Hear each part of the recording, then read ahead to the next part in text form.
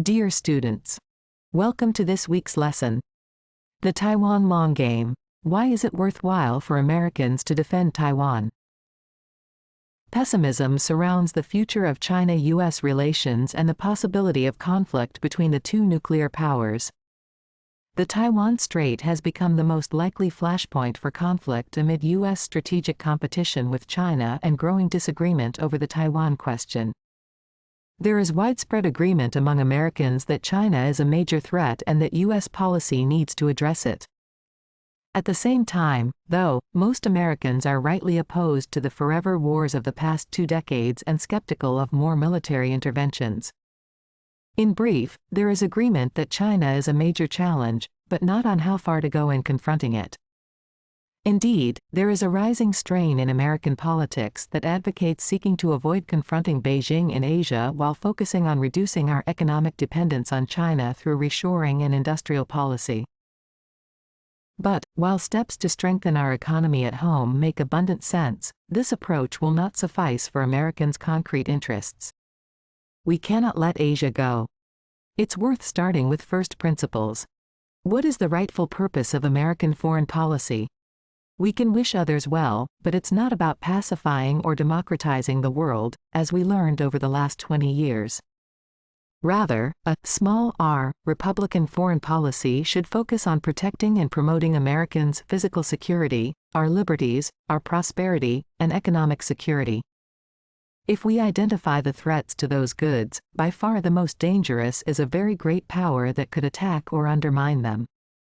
Hard power, namely economic strength and the military might it can provide, is the main thing.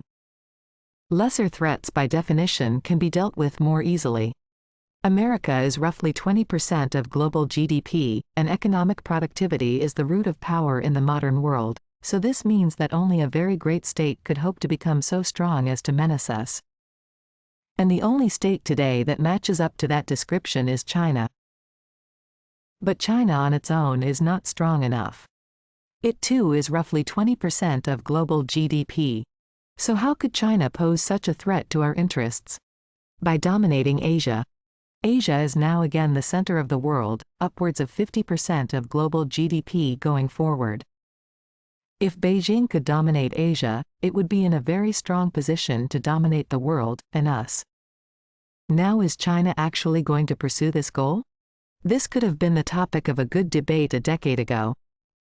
But now the answer seems fairly clearly to be yes.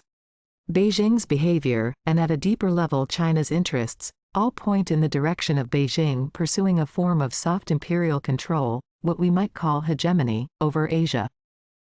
This would likely take the form of formally independent states in Asia orienting their economic, foreign, and security, and ultimately even their domestic affairs, around Beijing's preferences. Beijing would not directly control them, but it would be the center and leader of the system, and would have immense leverage to enforce its will. If China becomes dominant in such a way over Asia, it will have a controlling influence over roughly half of the global economy.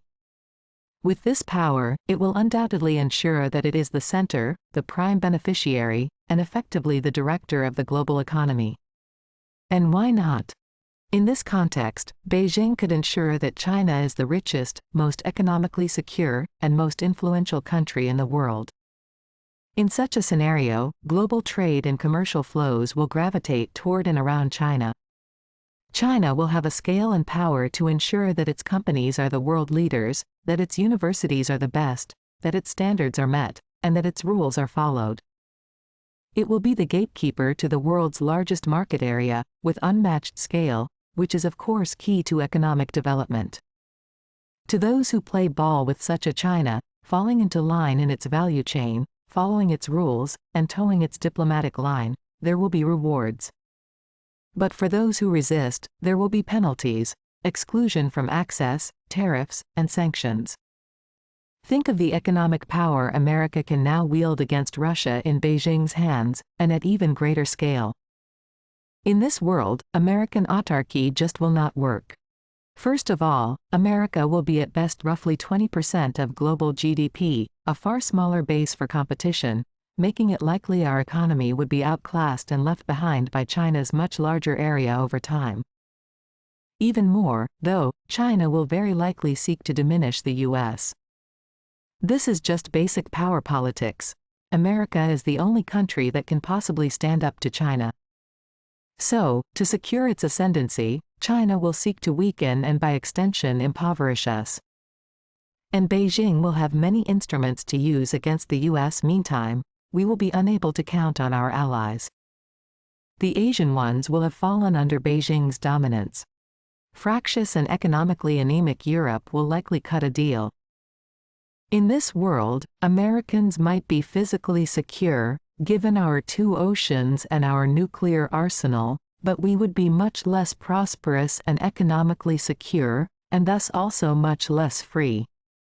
Most Americans would effectively be working for Chinese companies or their subsidiaries in one way or another, answer to Chinese regulators, and read and consume information curated in Beijing. We'd all be compelled to dance to Beijing's tune. The fact is, though, that we do not need to speculate. Beijing is already showing us what this world will look like. Observe the way China wields economic sanctions not only against their neighbors but even far-off Canada and Lithuania. And as for the nature of their rule, observe Hong Kong, and bear in mind that China is a famously nationalist country and that is how it treats its own people. We have little reason to expect we would get better treatment. These are the stakes, then. The reader might notice perhaps that neither Taiwan nor China's military has yet come up. That is not an accident. The stakes here are economic and political, about who has power in the future world economy. And, as has again become increasingly clear in recent years, political power, especially geopolitical power, matters a very great deal for economics. Free and fair markets do not just spontaneously emerge. They are created, sustained, and shaped by politics, and thus by power. But the means that China will need to use to achieve its ascendancy over Asia are military. And Taiwan occupies a central position along Beijing's path to this goal. However, countries are unlikely to accept Chinese hegemony just due to economic sanctions and suasion. Witness the difficulties Beijing is facing with its Belt and Road Initiative, and how even Australia, dependent on China's imports for its economy, has stood up to China's daunting economic pressure over the last year. Beijing appears to agree with this assessment, as it is embarking on an historic military buildup of both its conventional and nuclear forces. This is clearly a military buildup designed not only to resolve the Taiwan issue but to project power throughout the region and ultimately the globe. Meantime, they are actively preparing for a conflict with us. In this context, America's goal should be to prevent China from dominating Asia without a war. That is the optimal aim, a decent peace without war. But the only prudent way to achieve that goal is to be prepared to fight in a way that shows Beijing it just will not gain if it starts a conflict. This is a cliché: if you want peace, prepare for war. But the reason it is so cliched is that it is deeply rooted common sense. It's in this hard-nosed context that Taiwan takes on such importance. We might admire its democracy and entrepreneurial spirit, but those are not enough to justify Americans going to war. Instead, Taiwan is important to Americans for 2 reasons: because it is militarily critical and because it is a bellwether. First, Taiwan is vital to the defense of Japan, South Korea, and the Philippines. If China occupied Taiwan, it would pose a much greater threat to these countries and be able to project power deep into the Pacific, a very real possibility as we can see from China's activities in Solomon Islands and its construction of an enormous ocean-going navy, including aircraft carriers. Second, Taiwan's economy is hugely important. Much of the world's everyday electronic equipment, from phones to laptops, watches and games consoles, is powered by computer chips made in Taiwan.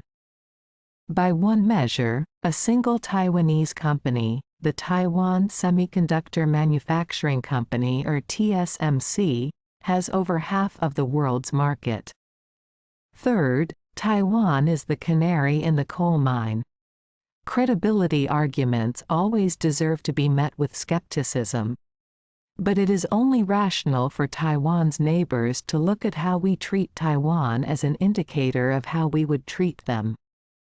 Whether we like it or not, Taiwan's fate will play a major role in whether countries think America is reliable as the cornerstone of the coalition. Indeed, as a result, if Taiwan fell, we would probably have to do far more aggressive things to prove we were reliable at all. This all adds up to a very significant American interest in Taiwan. But it is not existential. Taiwan is not American territory. But the good news is that it is feasible, if we actually focus more on walking the walk than talking the talk. Taiwan is after all an island 100 miles off the coast of China. And America's military strong suits are in the areas of aerospace, maritime, and high technology, exactly the kinds of things we would need to defeat a cross-strait invasion.